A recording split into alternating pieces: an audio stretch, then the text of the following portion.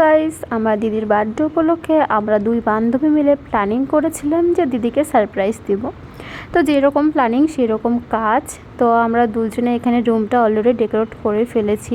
আর এটা কিন্তু অনেক আগের ভিডিও, তোমরা দেখে বুঝতেই পারছো। আর এটা কিন্তু আমাদের নতুন ঘর উদ্বোধনেরও আগের। তো গাইস, এটা হচ্ছে আমাদের ফাইনাল ডেকোরেশন লুক। তো কেমন হয়েছে তোমরা অবশ্যই জানাবে। অনেক কষ্টে, অনেক কাঠ খড় ফুড়ে এই ডেকোরেশনটা করা হয়েছে। তো কেমন হয়েছে অবশ্যই কমেন্ট করে জানাবে। আর এই টেবিলটা ফাঁকা ফাঁকা লাগছিল, ওই জন্য আমি দরজার যে পর্দাগুলো হয় দরজার পর্দাগুলো লাগাই দিয়েছিলাম। কি করবো, টেবিলের কভার ছিল না।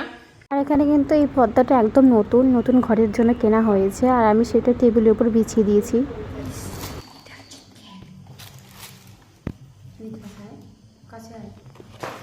এটা প্রাং কেক। আমি এখন প্রাং কেকটা বার করে নিচ্ছি। আমি কিন্তু প্রাং কেক এবং রিয়েল কেক দুটো কেকই কিন্তু এনেছিলাম। তো প্রথমে আগে প্রাং কেকটা দিদিকে কাটতে দেবো। তো দেখা যাক কী হয়। তোমরা ভিডিওটা লাস্ট পর্যন্ত দেখো, তাহলে তোমরা বুঝতে পারবে কি হয়েছে না হয়েছে। আর এটা হচ্ছে প্রাং কেক, আর এটা যে হোয়াইট কালারের কেকটা দেখছো এটা হচ্ছে রিয়েল কেক।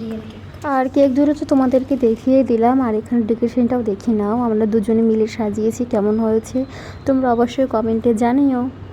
গাইস, আমি তো খুবই এক্সাইটেড আছি, দেখি কি হয়। আর এখানে যে কেকটা সাজানো হয়েছে এটা কিন্তু প্রাং কেক। আমরা রিয়েল কেকও এনেছি, প্রাং কেকও এনেছি। তো দেখা যাক কি হয়। আর দেখো এইদিকে কিন্তু আমার দিদিও কিন্তু বাড়িতে ছিল না। দিদি দাদা এক জায়গায় গিয়েছিল নিমন্ত্রণ খেতে। তো সেখান থেকে এসে তো অবাক হয়ে গেছে যে আমরা এত কিছু করেছি সেটা দেখে। তো গাইস, এই দেখো ওদের বার্থডে গেলে এসে গেছি। কেমন বল, তোর কেমন লাগতেছে? না ফাঁকিসা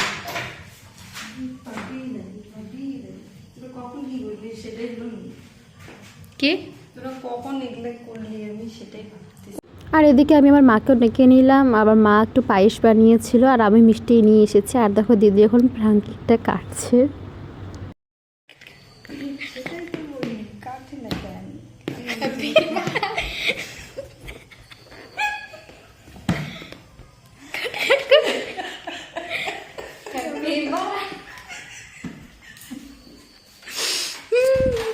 गाइस पूरा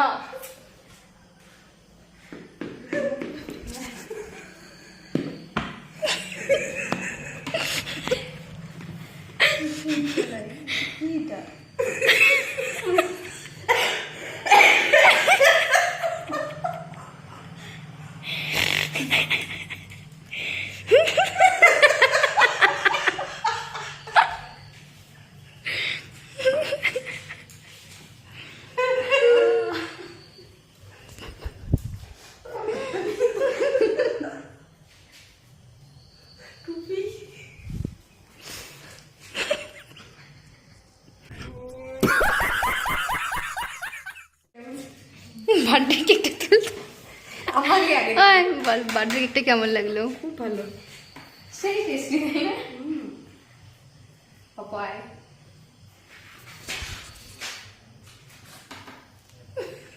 মাখামাখি হবে, খাওয়া হবে না।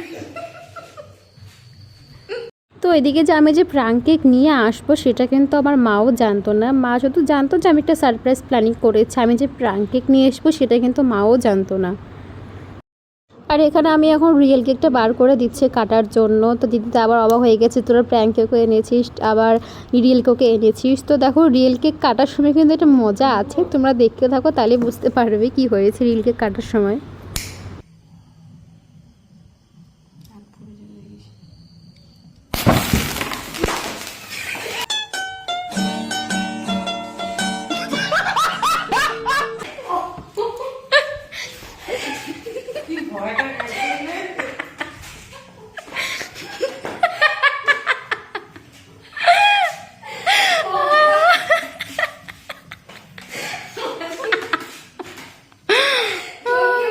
ভাই আমার হাত জ্বলতেছে,